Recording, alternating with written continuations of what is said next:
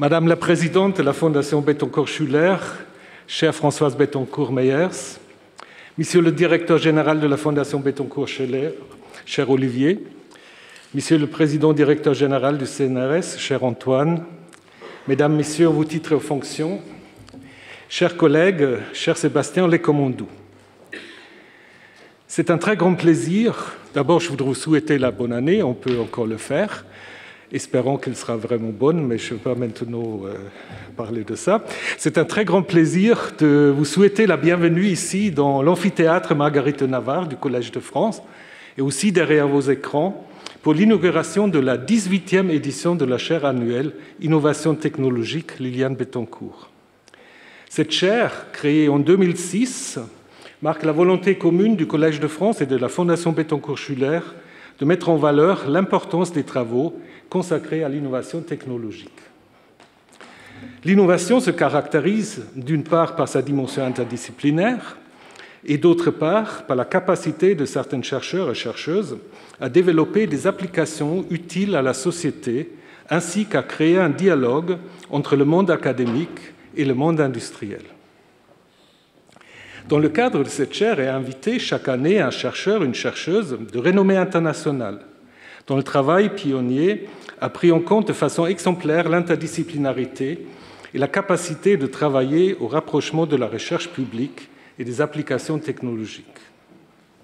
La Fondation Bettencourt-Schuller poursuit à travers cette chaire son objectif de soutien à une recherche scientifique d'excellence dans des domaines aux confins de la recherche fondamentale et de l'innovation. Le Collège de France tient à honorer la mémoire de Madame Liliane Bettencourt, dont la chaire porte le nom, et qui, à travers la Fondation Bettencourt-Schuller, mécène du Collège de France, a largement œuvré à la création et à la longévité de cette chaire. Nous en sommes très reconnaissants. Cette année, l'enseignement de cette chaire a pour sujet les biomatériaux de demain, polymères, biomimétiques et biohybrides. La notion de polymère, au vu du public, est souvent associée au plastique, à des matériaux polluants qui se seraient substitués dans nos usages à des substances plus naturelles. Il s'agit pourtant d'un concept chimique plus large. Un polymère est une large structure moléculaire composée de sous-unités capables d'interagir entre elles et pouvant avoir une grande diversité de propriétés. Ces macromolécules peuvent donner des clés pour résoudre nombre de questions de nos sociétés dans le domaine des matériaux, de l'énergie, de la médecine, la pharmacie, mais aussi les cosmétiques.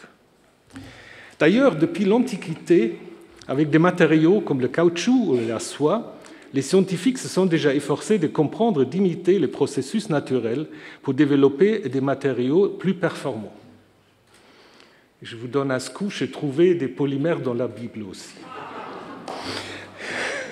On trouve dans la Bible pour la fabrication de la couverture de la tenture du sanctuaire mobile un terme, tahash, qui est très difficile à traduire et que la tradition rabbinique a compris comme peau de dauphin, ce qui est peu probable, mais ce terme dessine peut-être plus un biopolymère, une sorte de cuir difficilement identifiable pour nous. Peut-être l'origine se trouve dans la Bible, mais ça c'est une autre question. Alors aujourd'hui, l'innovation au niveau des polymères va bien au-delà de l'imitation. Des assemblages polymères dynamiques tels que ceux dotés d'autonomie motrice, ainsi que la création de cellules artificielles repoussent les frontières de la science. Ces développements ouvrent de nouvelles voies pour la compréhension des processus biologiques et le développement des thérapies d'avant-garde. Nous sommes très heureux d'accueillir cette année au Collège de France le grand spécialiste de ces questions, Sébastien Lecommandou. Sébastien Lecommandou, professeur à l'Université de Bordeaux et surtout directeur du laboratoire de chimie des polymères organiques du CNRS, d'où la présence d'Antoine. Il dirige l'équipe Auto-assemblage polymères et sciences du vivant, dont les recherches portent sur la conception des polymères biohybrides et bio-inspirés pour les biomatériaux et le développement pharmaceutique, notamment sur la base de l'auto-assemblage des copolymères à blocs à base de polypeptides, de protéines et de polysaccharides.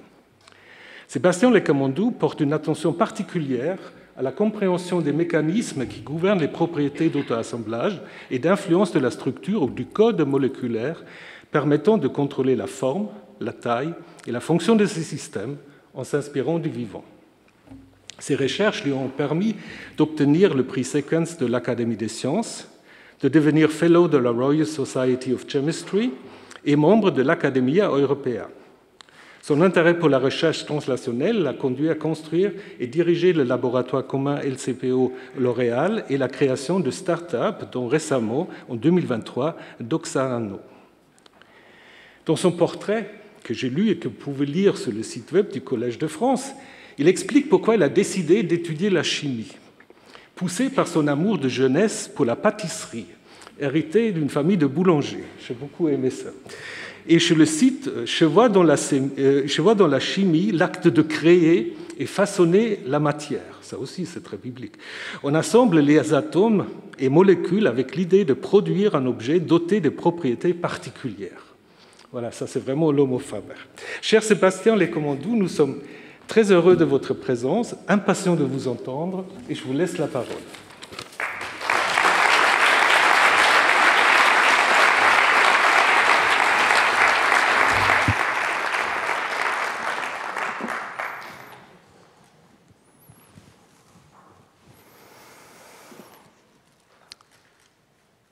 Monsieur l'administrateur, Mesdames et Messieurs les professeurs du Collège de France, Mesdames et Messieurs Bettencourt-Meyers et leurs enfants,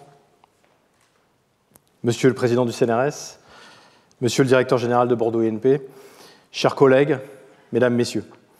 Permettez-moi tout d'abord, Monsieur l'administrateur et chers collègues du Collège de France, de vous remercier pour la confiance que vous m'avez accordée et pour l'accueil chaleureux que vous m'avez réservé au sein de cette prestigieuse institution. Intégrer le Collège de France dans le cadre de la chaire Innovation technologique Liliane Bettencourt m'honore au plus haut niveau. Et surtout quand je vois la liste des illustres collègues qui m'ont précédé. Je tiens à remercier tout particulièrement Clément Sanchez et Jean-Marie Tarascon qui m'ont proposé pour cette chaire. Un énorme merci pour votre confiance. Je suis particulièrement sensible à la maxime du Collège de France, qui depuis sa création en 1530 promeut et enseigne la recherche en train de se faire dans les sciences, les lettres et les arts. Et ce, avec la volonté de diffuser le savoir à tous. Et donc j'éprouve une grande fierté de pouvoir contribuer à cette démarche très noble. Cette chaire, donc soutenue par la Fondation Bettencourt-Scheller, qui promeut la recherche et l'innovation, revêt pour moi une signification toute particulière à bien des égards. Et tout d'abord parce que j'ai depuis plusieurs années le plaisir de collaborer avec le Centre de recherche et d'innovation de L'Oréal, et j'ai eu l'honneur de mettre en place, avec mes collègues du LCPO, et grâce à l'enthousiasme aussi de mes collègues de L'Oréal, en particulier Xavier Schulz et Maria Dalco à l'époque, le premier laboratoire commun entre L'Oréal et un laboratoire académique universitaire. Et puis cette chaire qui met en avant l'innovation m'honore particulièrement car, quelque part, elle me surprend. Elle me surprend parce que je n'ai jamais vraiment effectué ou réfléchi, développé mes recherches en pensant absolument à transformer des découvertes que nous avons pu faire au sein du laboratoire en un développement technologique, mais sans non plus être fermé à cette idée. Alors, comment vous partager mon expérience ? Et comment aussi inspirer les plus jeunes et les convaincre, autant que je le suis, que notre métier est le plus beau du monde ? Et je pense que c'est un enjeu très actuel, car les carrières scientifiques, malheureusement, ne font plus rêver. Alors, je ne vais pas vous parler du lien entre recherche fondamentale et innovation, comme l'a brillamment fait un de mes prédécesseurs, Didier Roux, et de l'importance de la convergence entre découverte, invention et innovation. Mais j'aimerais juste rappeler, et même si cela, quelque part, est assez évident, que tout chercheur doit rester ouvert, libre intellectuellement, et avec une soif d'apprendre et de comprendre permanente. Aussi bien que ce lien entre recherche et innovation est indissociable, et bien de même, le lien entre recherche et enseignement l'est tout autant. Et donc la leçon inaugurale dans un lieu et une assemblée aussi prestigieuse que celle-ci est devant, quelque part, une assemblée de collègues, on va dire, que j'estime au plus haut niveau, c'est un rite qui est très particulier dans la communauté universitaire. Et donc, devoir présenter devant cette assemblée que j'admire et être titulaire de cette chaire, j'avoue, aujourd'hui, ça me donne un peu de trac. Et vous devez peut-être un peu le sentir. Donc, j'espère passer ce trac pour prendre un peu de plaisir dans les prochaines minutes. Donc, comment vous parler de cette thématique ? La thématique que j'ai décidé d'aborder et qui est représentée ici, effectivement autour des biomatériaux de demain et des biomatériaux à base de polymères biomimétiques et biohybrides. Donc je me suis posé de nombreuses fois la question, par quel bout commencer? Comment aborder cette thématique? Et puis j'ai fait, défait, refait cette présentation un certain nombre de fois. J'aurais pu le faire par un angle historique, comme beaucoup le font, mais finalement, j'ai d'abord décidé de vous parler de la problématique actuelle que la discipline que je représente, à savoir la science des polymères, la problématique face à laquelle elle est aujourd'hui. Et ceci de façon un petit peu provocatrice. Et quelque part, ceux qui me connaissent bien n'en seront pas forcément étonnés. Donc si aujourd'hui je demande à cette assemblée ce qu'est un polymère, eh bien, beaucoup ne sauront pas me répondre, et d'autres me diront eh bien, ce sont des plastiques. Et si la question suivante, eh bien, est-ce que ces plastiques, c'est quelque chose de bien? Est-ce que c'est quelque chose qu'on souhaite, qui est une marque de progrès? Eh bien, beaucoup diront certainement non. Et en fait, la perception sociétale que l'on a des plastiques aujourd'hui, elle n'est pas très positive, c'est le moins qu'on puisse dire. Or, ceci est totalement faux, voire absurde, et ce pour plein de raisons. Et tout simplement, peut-on imaginer un monde sans plastique? Certainement pas. Dans cette pièce, on n'aurait pas grand-chose autour de nous, on ne serait pas assis, comme on l'est ici. Sont-ils utiles? Oui, dans de nombreux domaines, tels que l'emballage, la préservation des aliments, le transport, la santé et beaucoup d'autres. Doit-on limiter leur utilisation? Certainement, et surtout quand cela est possible. Mais est-ce que les polymères sont intrinsèquement toxiques? Eh bien non, pas du tout. Et tout simplement parce que les mêmes polymères, eh bien, vous allez les retrouver dans des applications dans le bâtiment, dans le transport, mais aussi dans les hôpitaux. Donc en fait, le problème actuel, ce n'est pas la matière qui est à remettre en question, en fait, mais c'est l'usage de l'homme. Et c'est l'usage que l'on en fait. Alors, ce n'est pas de cela dont je veux vous parler ce soir. Et je pourrais vous en parler longuement. Mais ce n'est pas le problème, en fait, ce n'est pas le sujet en fait, d'aujourd'hui. Ce dont je vais vous parler ce soir, en fait, ce n'est pas de ces nouveaux polymères qu'on qualifie de plastique, mais en fait, on peut se poser la question, je vais revenir un peu sur l'histoire tout de même, quand est-ce que sont arrivés les polymères? Quand est née la science des polymères? Eh bien, le constat, c'est d'abord que l'homme utilise les polymères depuis très longtemps. Il l'utilise comme une ressource naturelle, et ce, depuis des millénaires. Tout d'abord, et ça peut être les premières traces, on va dire, d'utilisation de polymères, eh bien, les anciens Mésoaméricains fabriquaient déjà du caoutchouc, au moins 1600 ans avant Jésus-Christ. Et ceci en mélangeant de façon très astucieuse du latex d'arbre, le Castilla elastica avec du jus de vigne. Et ils savaient aller au-delà, ils savaient adapter de façon consciente les propriétés en fait, de ce caoutchouc à leurs besoins, en modifiant le rapport entre le caoutchouc et le jus de vigne. Ils savaient faire des caoutchoucs très durs ou bien très mous. Et leur besoin, c'était de faire des balles, ce jeu de balles connu chez les Incas, mais aussi des semelles de sandales, par exemple, donc de façon très astucieuse. Aussi, l'histoire de la soie a débuté même avant, encore ce temps-là. On relève typiquement les premières traces de soie entre 3000 et 2000 avant Jésus-Christ. Et je reviendrai un petit peu plus tard sur cet exemple de la soie, qui est une protéine un peu spécifique, qui nous inspire aussi et qui nous motive. Donc l'homme a su utiliser les polymères naturels depuis très longtemps, et depuis même très très longtemps comme une ressource. Mais finalement, quand est née réellement la science des polymères? Parce que l'homme l'utilisait à cette époque, mais sans vraiment savoir ce que c'était. Donc finalement, cette science des polymères est apparue en 1920. Et le terme polymère, en tout cas, est apparu en 1920 dans cet article ici d'Hermann Staudinger. Et à cette époque, et quelque part en opposition aux idées reçues du moment, où les chimistes finalement proposaient un modèle plutôt d'agrégation de petites molécules pour former des particules colloïdales, et bien Staudinger, lui, proposa que le caoutchouc est une sorte de longue chaîne de courtes unités répétées, reliées entre elles par des liaisons covalentes, et chaque mot est important dans cette phrase, et ce de même en fait, pour des substances de masse molaire élevée comme l'amidon, la cellulose ou les protéines. Et donc c'est là où réellement la science des polymères a débuté, il y a un peu plus de 100 ans.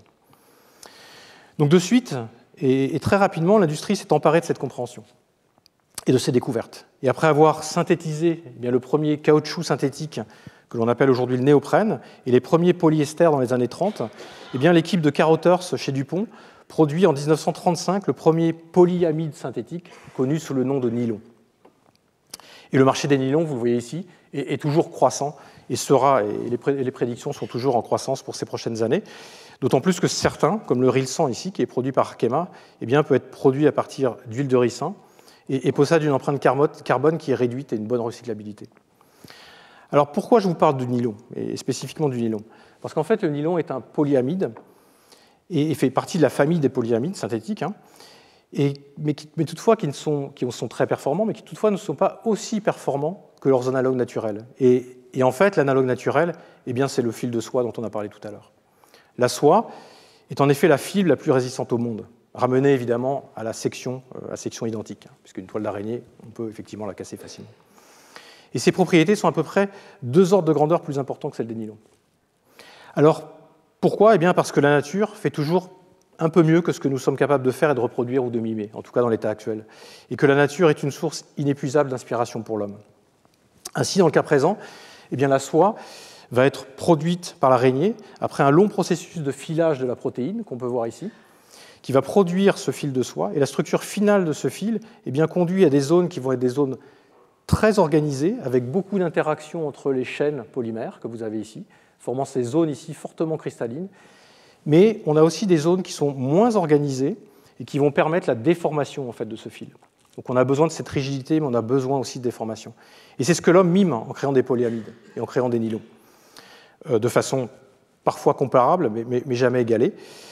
Et toutefois, jusqu'à ce jour, ces performances effectivement ne sont pas égalées, le fil de soie est toujours le record. Alors pour quelque part conclure, entre guillemets, cette petite introduction sur le monde des polymères, eh bien, je dirais tout d'abord que tous les polymères ne sont pas des plastiques. Aussi que beaucoup de polymères, et beaucoup d'entre eux, eh bien, sont utiles et indispensables à l'homme et à notre vie quotidienne. Aussi, grand nombre de polymères que nous avons créés, eh bien, vous voyez, sont inspirés par la nature, même si on ne le dit pas toujours. Et puis finalement, quelque part, la plupart des polymères dont on a discuté jusqu'à maintenant, eh bien là, sont des polymères qu'on peut qualifier de structures. Et c'est des polymères qu'on utilise principalement pour leurs propriétés mécaniques. Et c'est le cas de la plupart des plastiques. Mais j'aimerais à présent vous parler d'une autre catégorie de polymères, à un peu plus haute valeur ajoutée, que l'on va utiliser pour leurs fonctionnalités spécifiques, et en particulier dans le domaine de la biologie et de la santé. Donc finalement, ce cheminement est aussi un peu celui que j'ai fait dans ma carrière, donc le passage d'étudier des polymères de structure à des polymères qui vont plutôt trouver un impact au niveau biologique. Et j'aimerais quelque part, modestement, vous partager un petit peu cette expérience menée sur mon début de carrière. J'imagine que ma carrière sera encore longue. Et j'aimerais vous montrer à travers cet exemple que le parcours d'un chercheur lambda comme moi, eh bien, vers l'innovation est à la fois non linéaire, à la fois, parfois chaotique, souvent semé de ramifications, de différentes possibilités, avec des choix, donc des choix à faire, et finalement, vous verrez avec un peu de recul, tellement évident. Et donc dans mon cas, la question a été comment passer des cristaux liquides que j'ai étudiés pendant ma thèse à la nanomédecine, qui sont 2 sujets a priori tellement différents. Et comment certaines recherches au départ élaborées avec une vision très fondamentale, eh bien, finalement peuvent se transformer en une innovation de demain. Et nous l'espérons bientôt une solution technologique qui pourra sauver des vies. Et je tiens également à souligner l'importance des rencontres. Il y a toujours des personnes clés en fait, dans la vie d'un chercheur, et ces personnes qui ont su nous inspirer, si on a su aussi les écouter. Donc je voudrais tout d'abord parler de Pierre-Gilles de Gennes, qui a inspiré un grand nombre de physiciens, de physico-chimistes surtout, mais aussi des chimistes comme moi. Il a été prof ici au Collège de France, mais aussi directeur de l'ESPCI. Et c'est une école qui est vraiment orientée vers la chimie industrielle, comme le porte son nom. Alors j'aurais pu vous montrer des équations compliquées en parlant de lui. C'est ce qu'il a beaucoup fait.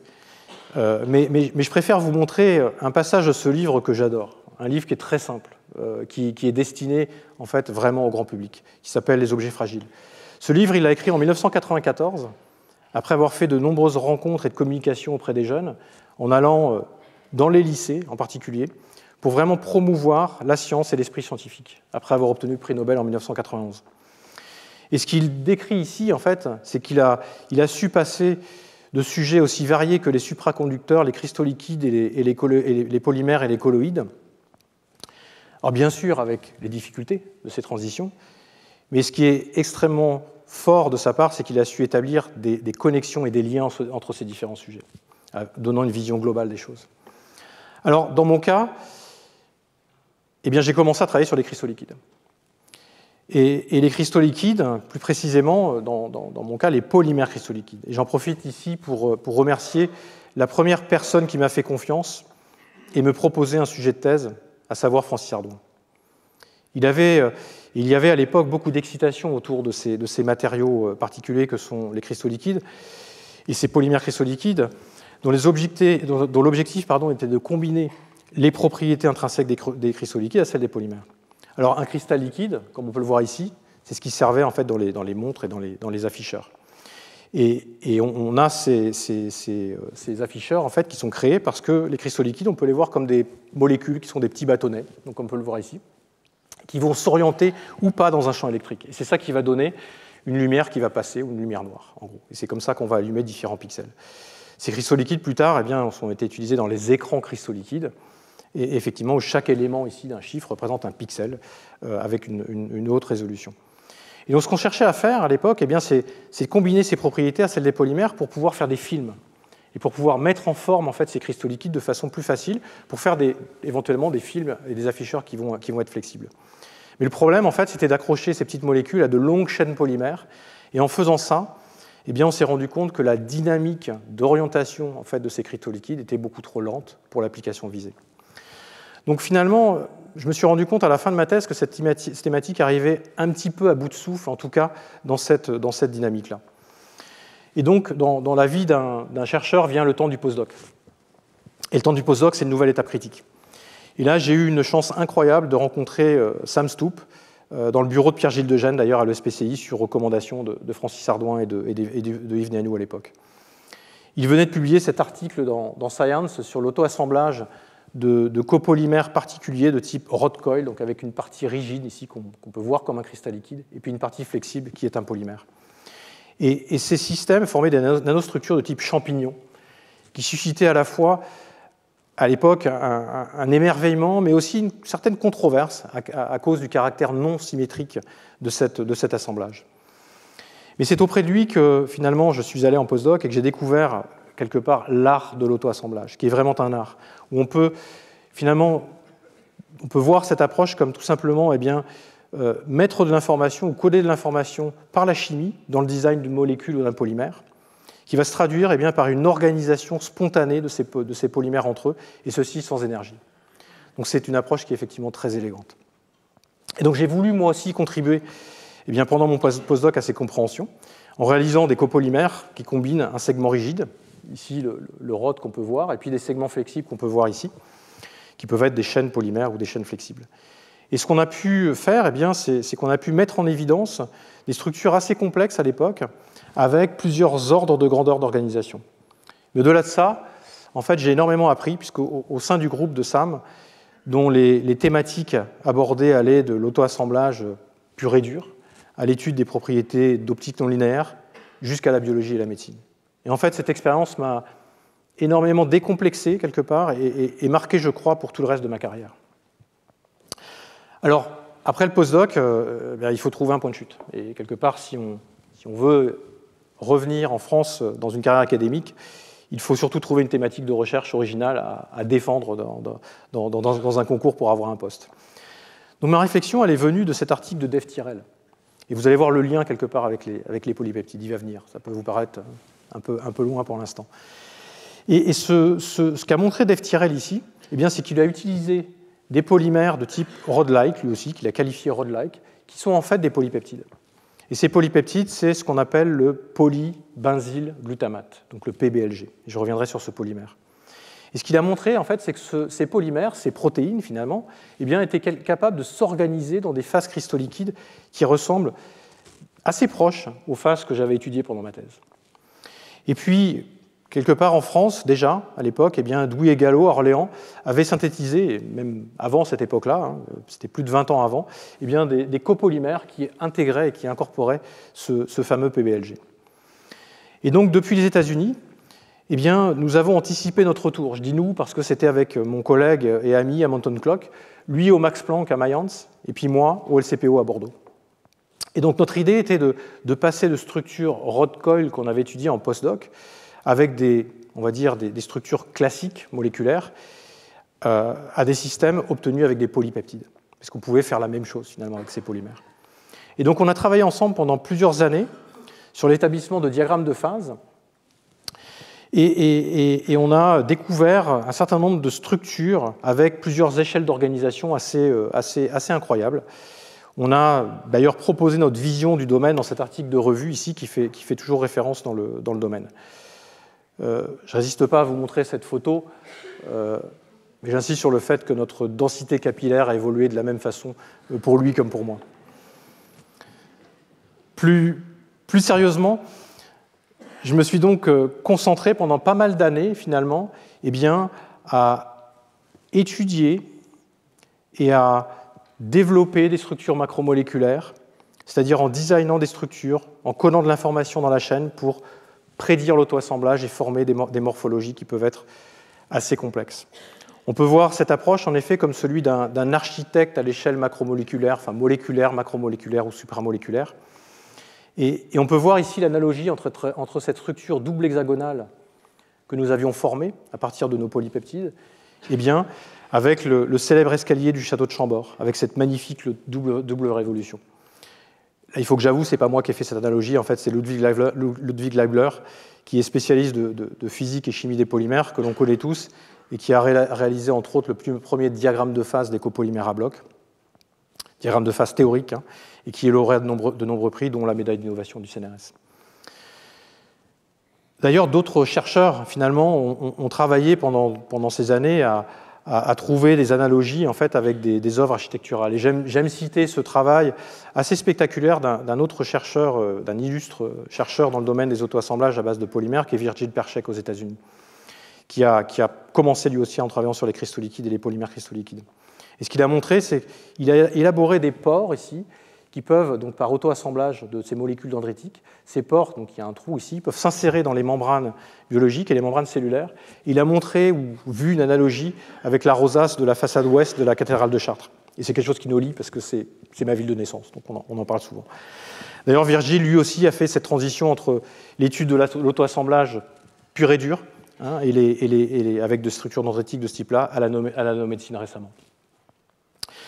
Donc j'aurais pu rester très longtemps quelque part dans cette dynamique et étudier ce type de polymère parce que quelque part il y a des choses fascinantes à découvrir.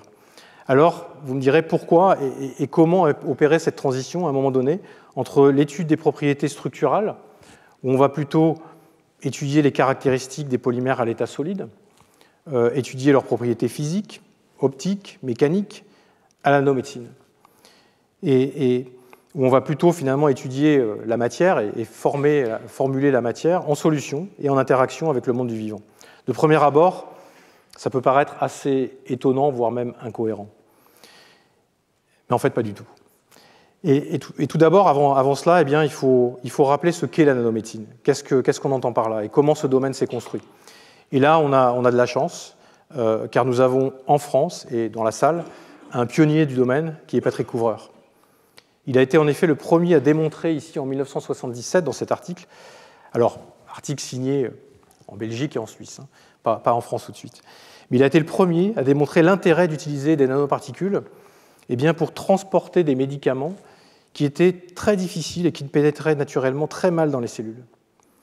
Il a ensuite démontré, peu de temps après, en 1979, les premières nanoparticules à base d'un polymère qui est le polyalkyle cyanoacrylate, et a poursuivi cette aventure en clinique par la création de Bioalliance Pharma en 1997. Et puis, on le sait, il a consacré toute sa carrière au développement d'autres nanotechnologies, et le start-up et le grand succès qu'on lui connaît dans le domaine de la nanomédecine, et qui a été récompensé par de nombreux prix, et en l'occurrence, entre autres, par la médaille de l'innovation du CNRS lui aussi. Il a d'ailleurs été titulaire de cette même chaire d'innovation technologique en 2009. Une autre personne clé, et qui a marqué le domaine de la nanomédecine, et qui le marque toujours, en particulier en utilisant les polypeptides, et quelque part, c'est quelqu'un qui m'a fortement inspiré, c'est Kazunori Kataoka, à Tokyo, au Japon. Il a ainsi publié en 1984, comme vous voyez ici, le premier article qui utilise des nanoparticules à base de PBLG, hein, ce polymère qui fait des cristaux liquides, mais qui a aussi d'autres propriétés et qu'on va découvrir. Il a ensuite, en 1987, eh bien, publié les premières nanoparticules de type PEG polypeptide, que l'on voit ici, qui encapsulent un agent anticancéreux et qui forment des nanoparticules d'à peu près 100 nanomètres, qu'il a appelé le NK105 dans le cas de développement industriel, qui ont conduit à diverses évaluations cliniques de phase 2 et 3, donc ce qui représente une évaluation clinique chez l'homme de grande ampleur, et aujourd'hui avec 5 autres développements en cours, faisant de lui un acteur majeur dans le domaine et sur la scène internationale. Et en fait, à mes débuts, ou au début de ma transition dans ce domaine-là, j'ai eu une opportunité quelque part un peu inouïe ou un peu unique de rencontrer ces deux illustres chercheurs en même temps, et pour la première fois, à l'occasion des conférences France-Japon sur la nanomédecine, et quelque part de challenger un peu mes idées qui, à l'époque, étaient certainement un peu naïves, et à les challenger auprès des meilleurs. Et on peut reconnaître ici sur ces photos quelques collègues qui comptent aussi beaucoup dans ce domaine, français, Christian, Elias, Philippe et d'autres, et qui sont présents ce soir, qui me font l'honneur d'être présents. Alors finalement, comment on passe des cristaux liquides à la nanomédecine? Et bien là, finalement, à nouveau, c'est assez simple. Et l'analogie, eh bien, si je reprends ce bouquin de Pierre-Gilles de Gennes, que vous voyez que j'aime beaucoup, en fait j'en ai un à mon bureau et un chez moi, eh bien, ce qu'on peut voir, c'est que si on regarde l'organisation de certains tensioactifs ici qui vont former donc des savons, hein, des molécules de savon qui peuvent former des bicouches, eh bien, ce que l'on peut voir, c'est qu'elles sont assez identiques eh bien, à l'organisation des molécules qui forment ces couches aussi dans les cristaux liquides, et donc qui forment ce qu'on appelle des couches smétiques dans les cristaux liquides. Et ça, c'est des structures que j'avais étudiées en thèse. Et par ailleurs, on en discutera un petit peu après, eh bien, ces bicouches, ici, formées souvent à partir des lipides, eh bien, sont très connues aujourd'hui, forment ce qu'on appelle les liposomes, qu'on connaît très bien puisqu'on s'en sert pour encapsuler beaucoup d'actifs ou d'arômes dans les domaines de la cosmétique, de la détergence ou bien de la médecine. Donc si on regarde ces bicouches ou ces liposomes, donc ils sont nés bien avant, en fait, ils sont nés dans les années 65.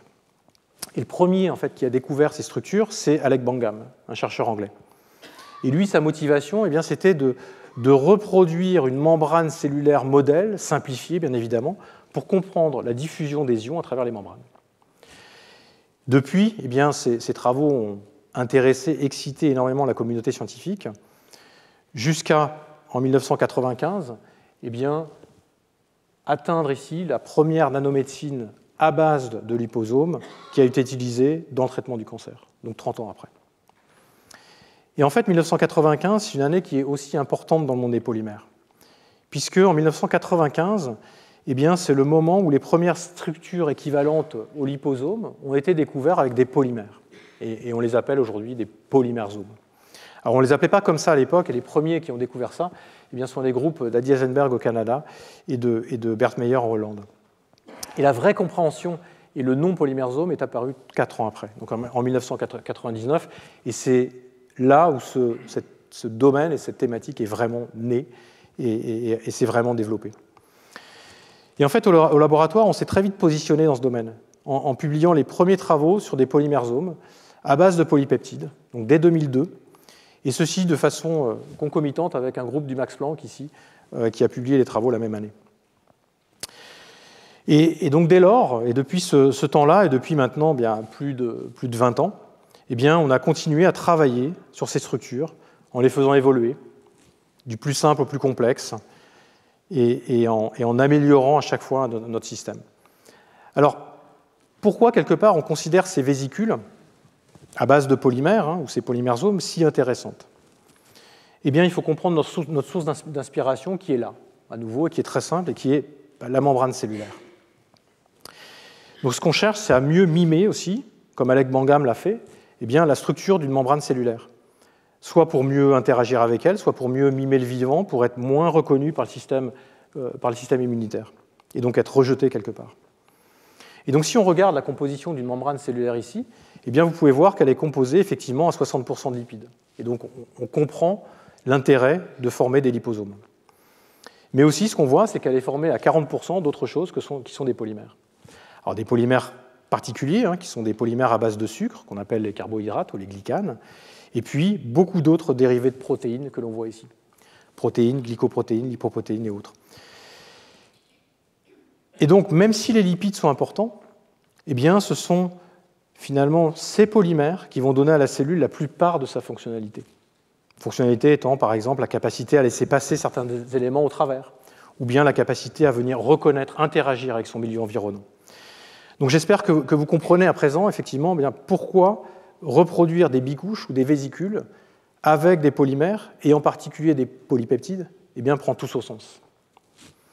Et donc c'est quelque chose qui nous a guidés et qui nous a motivés, effectivement, pendant toutes ces années. Alors, je dis polypeptides, protéines. Et effectivement, ce n'est pas tout à fait la même chose. Et donc, on peut regarder d'un peu plus près, effectivement, l'intérêt de ces polypeptides, que l'on peut voir effectivement comme des versions simplifiées des protéines que la nature est capable de produire et qui ont des propriétés uniques.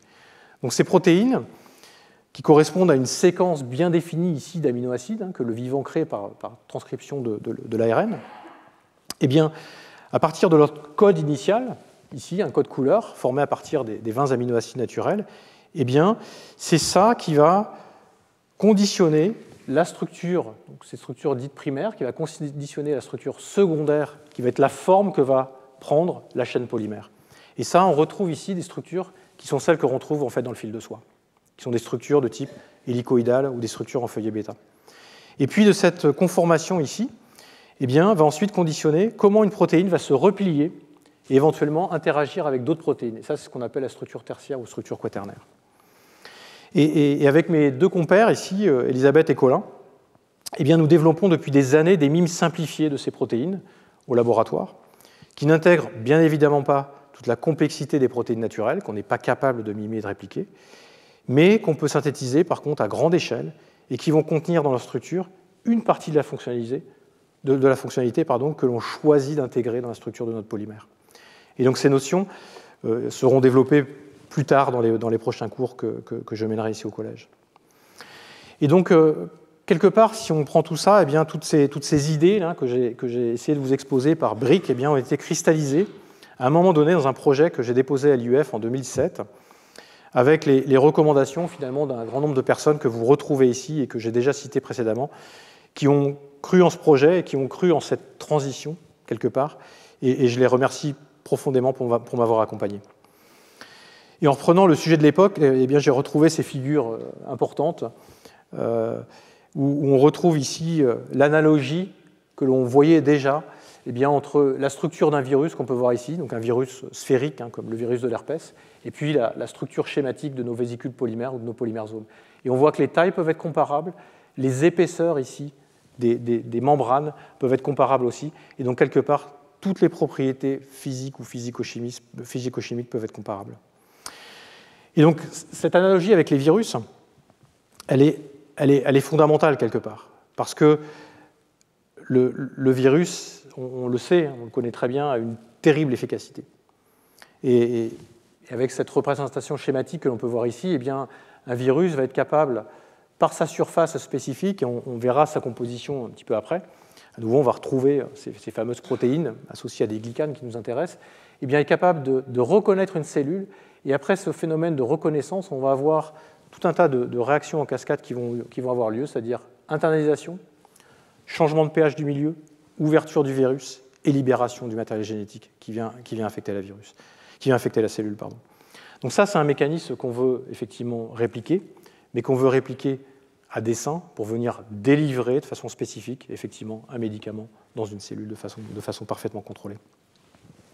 Et donc, progressivement, au laboratoire, eh bien, nous avons tenté, étape par étape, de reproduire certaines ou de répliquer certaines de ces fonctionnalités, en particulier eh bien, en développant des polymersomes, donc des vésicules polymères pouvant répondre à certains stimulus extérieurs. Donc on a pu développer des vésicules qui vont répondre au pH, en venant gonfler ou dégonfler, ou qui viennent ici s'ouvrir ou former des structures reverses. Ça va nous permettre de libérer, avec un changement de pH, ce qui était encapsulé. On a pu greffer des peptides ici entre nos deux blocs polymères hydrophiles et hydrophobes qui vont être sélectivement clivés en présence d'enzymes qui sont surexprimés dans un environnement tumoral. On a développé des vésicules qui vont être capables de répondre à un stimulus qui est un champ magnétique. Et là, on a développé les premières vésicules magnétiques avec mon collègue Olivier ici dans les membranes, en incorporant ces particules dans les membranes. Et puis, je voudrais passer un petit peu plus de temps sur cette histoire aussi autour des polymersomes qui vont combiner à la fois un polysaccharide et un polypeptide, capables de cibler de façon intrinsèque, grâce au code moléculaire, eh bien, de façon spontanée, quelque part, des récepteurs biologiques, et ce qu'on appelle ces systèmes auto-ciblants. En fait, dans cette histoire, eh bien, c'est Kamal, qui est un étudiant indien très talentueux, qui a énormément contribué à ces développements. Et il a tout d'abord démontré, effectivement, et montré la capacité unique des polymersomes pour encapsuler des actifs thérapeutiques, à la fois hydrophobes, donc non solubles, et hydrophiles, donc hydrosolubles, et voir les deux en même temps. Il a montré aussi les capacités de régression tumorale sur des modèles animaux porteurs de tumeurs du sein, de cancer du sein ici. Et on peut voir une régression tumorale spectaculaire de notre approche technologique et avec une survie importante à l'échelle animale. Et donc ces résultats et cette approche innovante ont conduit au dépôt d'un brevet et puis à une première expérience de transfert technologique avec la société Adocia, basée à Lyon. Et donc cette entreprise, qui était experte dans la délivrance d'insuline et le traitement du diabète, souhaitait diversifier ses activités à l'époque. Et donc nous avons opéré un transfert de technologie avec une montée en échelle et une reproductibilité qui a été effectivement effectuée. Et puis après pas mal d'efforts, eh bien, finalement les priorités de l'entreprise ont conduit à un recentrage des activités vers le diabète et quelque part notre technologie un peu mise de côté. Donc avec un peu de recul, il faut dire aussi qu'à cette époque-là, notre approche était peut-être un petit peu en avance de phase avec les convictions du moment. D'une part parce que les polymersomes à l'époque étaient encore à leur prémisse, et puis aussi quelque part ce concept de ciblage spontané ou de ce auto-ciblage, on va dire, était un peu controversé, il faut l'admettre. Controversé parce que les données de la littérature à l'époque montraient qu'il fallait de très longues chaînes polymères, ici à la surface des nanoparticules, pour pouvoir interagir avec le récepteur biologique exprimé au niveau de la cellule tumorale. Et nous, on avait des très petites chaînes. Toutefois, eh bien, dans notre cas, ce qu'il fallait considérer, ce n'était pas juste la chaîne à la surface, mais vraiment l'objet, la nanoparticule dans son intégralité. Mais on n'a pas réussi à convaincre quelque part à ce moment-là. Et donc on a tout de même continué à poursuivre nos efforts et on a pu démontrer un petit peu plus tard, grâce ici à Sylvia et puis nos collaborateurs de l'IAB à Grenoble, eh bien, qu'on pouvait cibler de façon spécifique des récepteurs biologiques dans le cas d'un autre modèle pathologique, qui est le cancer du poumon dans ce cas-là. Et on a pu montrer aussi une approche de type cocktail thérapeutique, donc en encapsulant plusieurs actifs thérapeutiques dans la même vésicule. Et on a pu montrer effectivement les effets sur la diminution de croissance tumorale. On a aussi démontré avec nos collègues de L'Oréal que ces nanoparticules étaient vraiment un objet identique, qui avait des différentes propriétés que les composants individuels en fait, qu'on avait qui étaient intégrés dans la structure. Et on a pu montrer la capacité de ces nanoparticules d'agir en tant qu'inhibiteur de la hyaluronidase, qui est l'enzyme qui va dégrader l'acide hyaluronique. Et d'ailleurs en surpassant très largement les standards connus de l'époque en termes d'inhibition. Et donc, en fait, on peut tirer comme en enseignement de tout cela, ce qu'on peut tirer, c'est tout d'abord qu'on peut voir l'échec du transfert. Donc on peut voir le côté vide du verre. Mais ça, c'est pas ma vision. On n'était peut-être pas assez mûrs, effectivement, à l'époque, on n'avait peut-être pas assez d'éléments pour convaincre davantage. Mais on peut voir aussi le positif avec, d'une part, la solidité de la chimie et de l'auto-assemblage que l'on avait pu développer à l'échelle du laboratoire et qui a été transféré à une échelle industrielle. Et puis on voit finalement que notre acharnement ou notre entêtement, qui vient peut-être de mes gènes bretons, nous a montré que notre concept, finalement, il faisait sens. Et aujourd'hui, nous continuons à développer ces systèmes et à y apporter de la compréhension.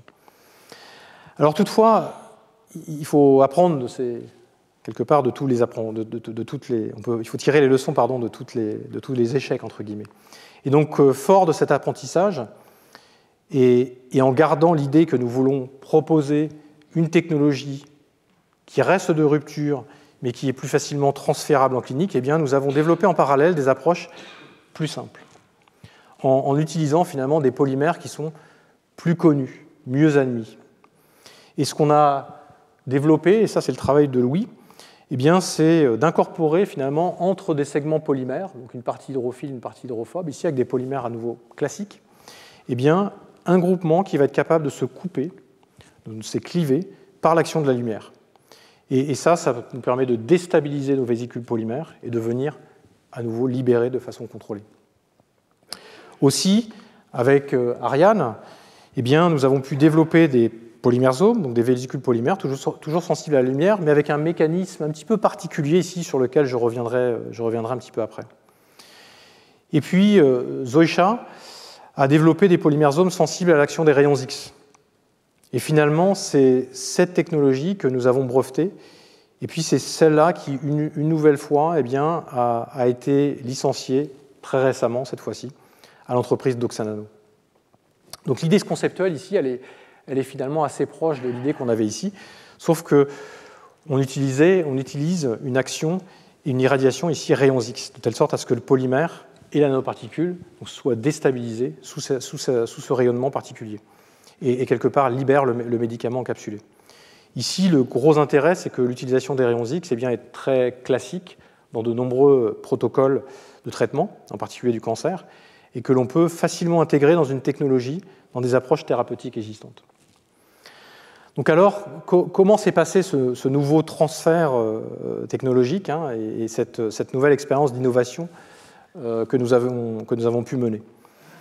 Donc tout d'abord, eh bien, il faut des recherches et des travaux fondamentaux de qualité innovants qui donnent lieu à un brevet, donc un brevet solide.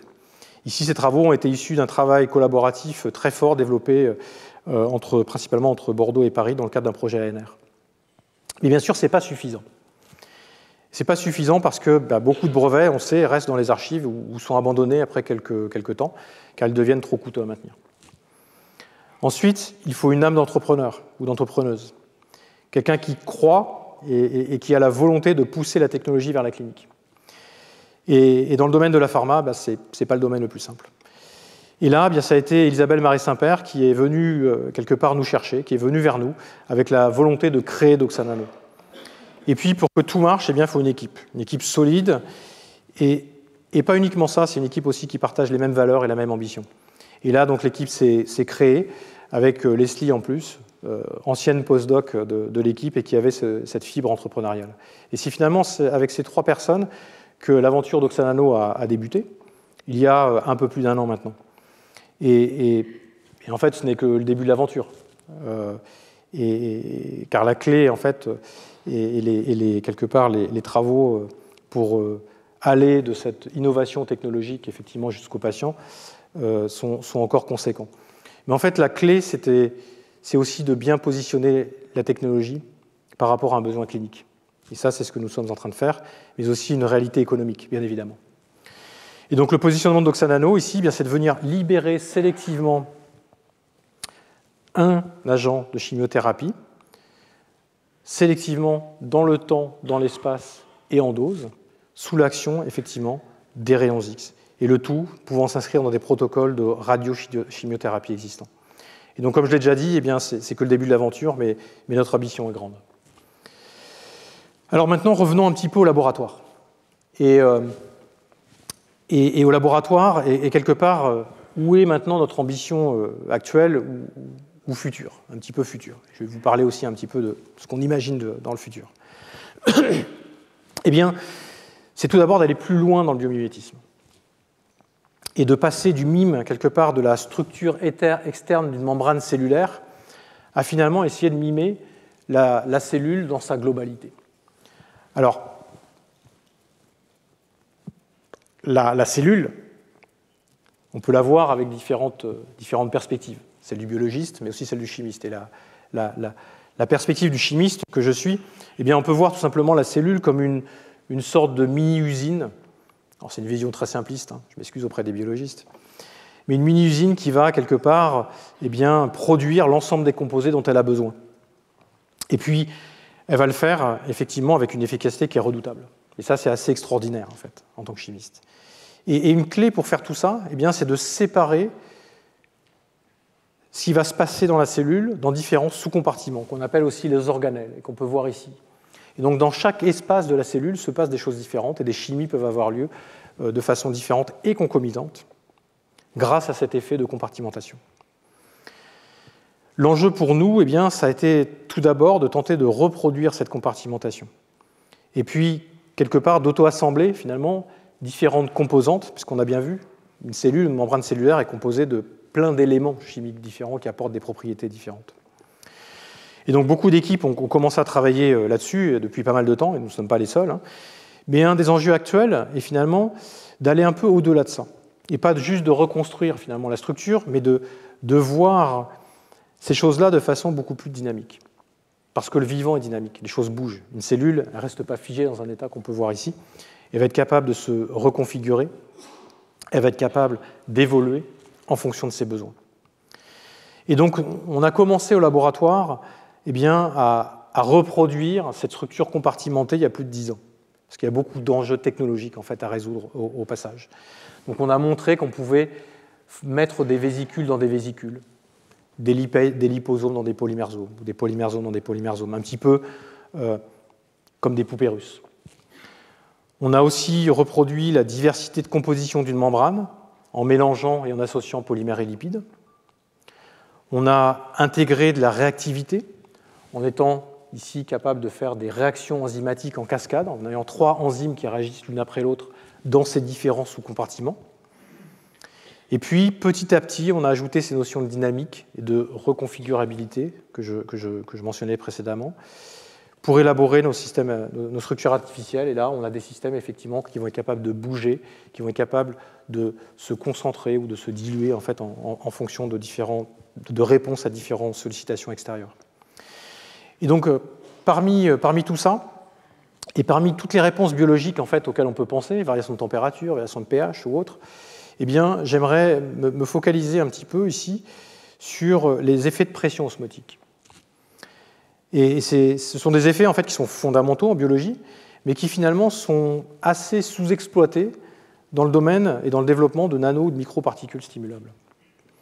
En fait, les premiers éléments de compréhension de l'effet de pression osmotique ont été amenés en 1748, quand l'abbé Nollet remarque que lorsque l'on sépare de l'eau et de l'alcool par une vessie, eh bien, ce qu'il a vu, c'est que l'alcool diffuse vers l'eau, mais en fait pas l'inverse.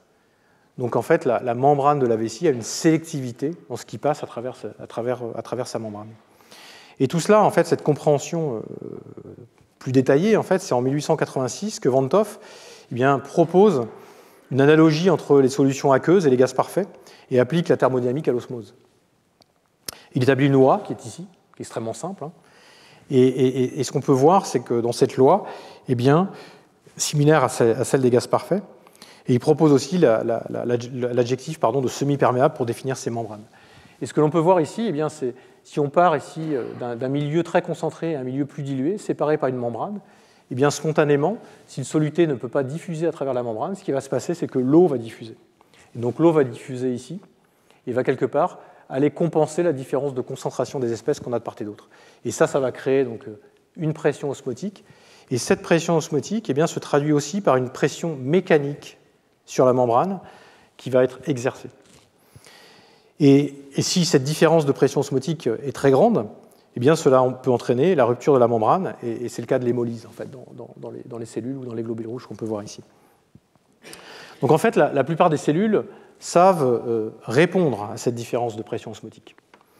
Et elles y répondent d'une façon qui est effectivement très élégante.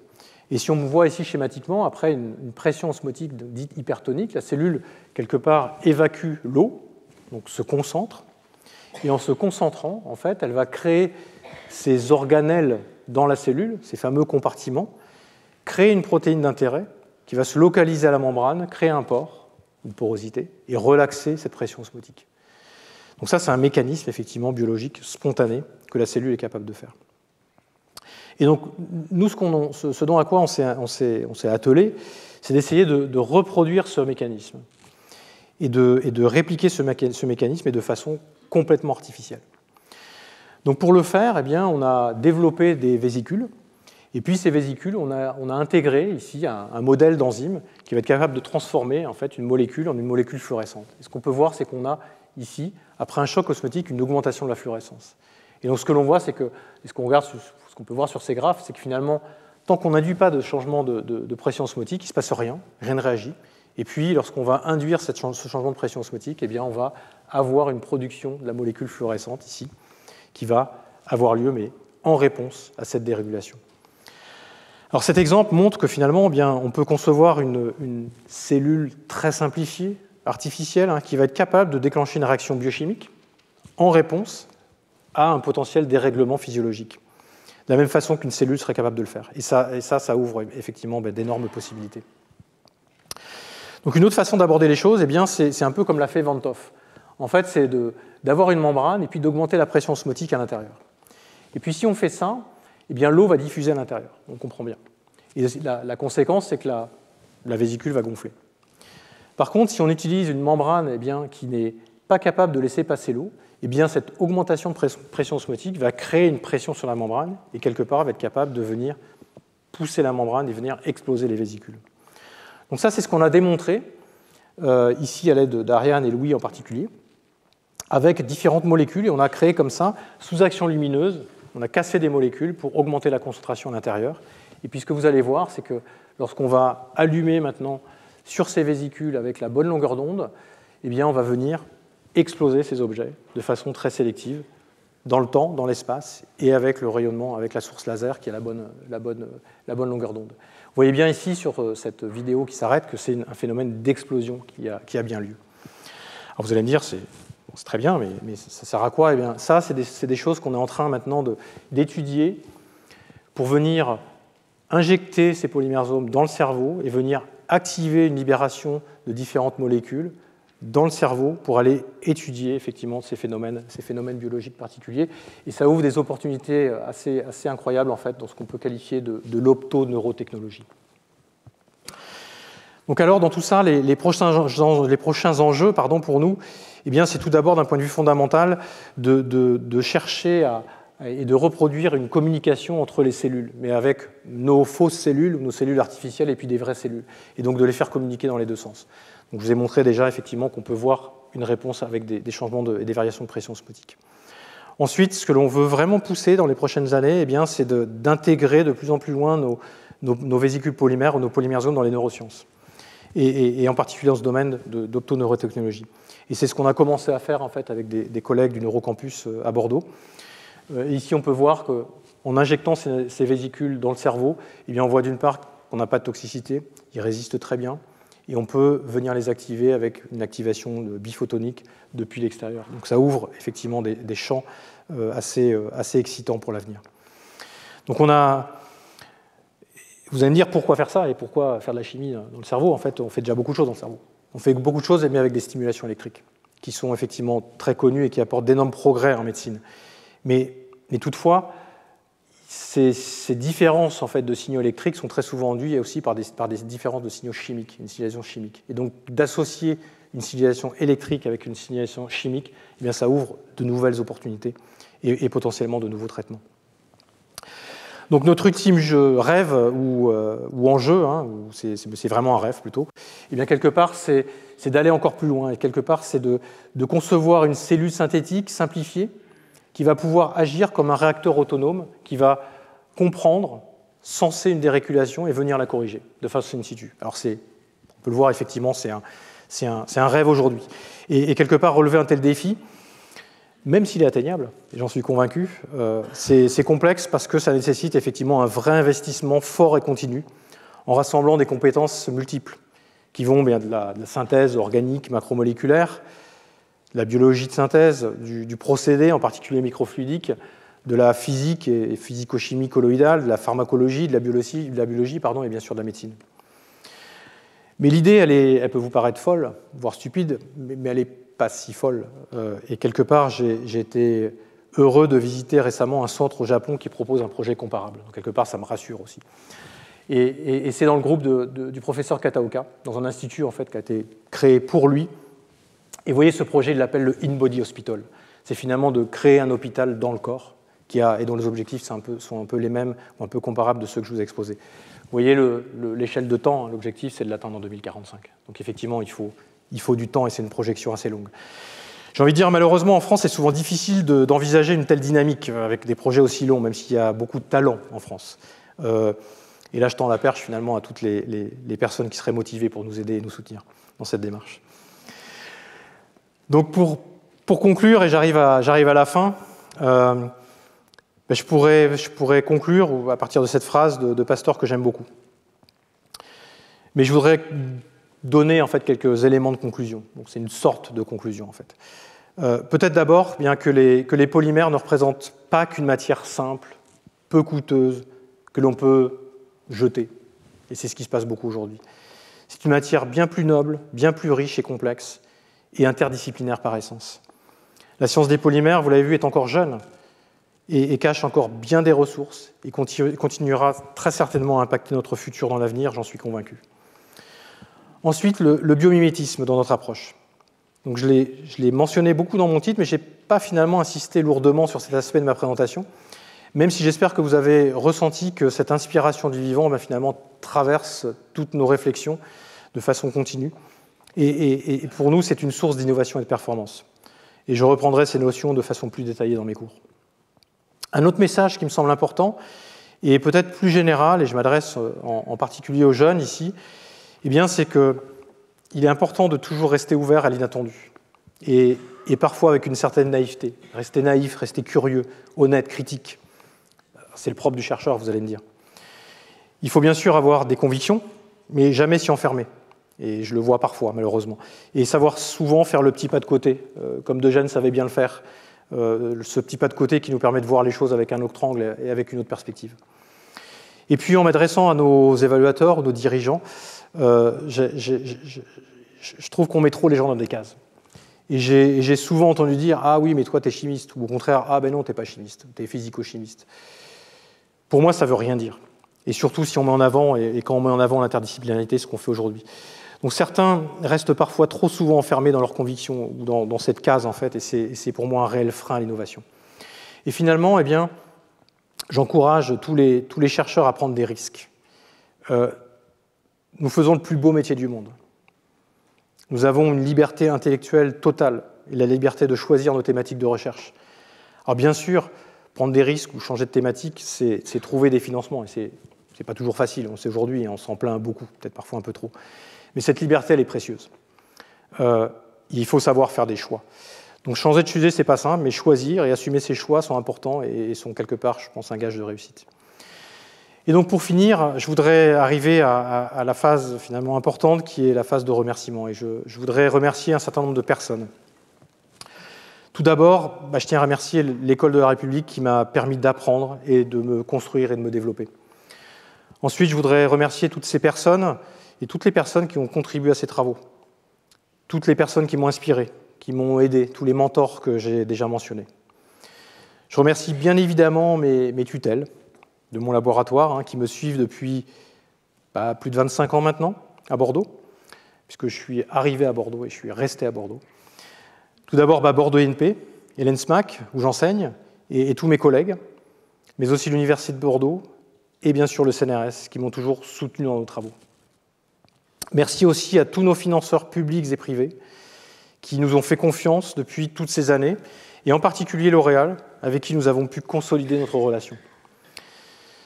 Bien sûr, je tiens à remercier toute l'équipe du LCPO, avec qui je partage une grande partie de mes journées, si ce n'est la majeure partie de mes journées depuis 20 ans.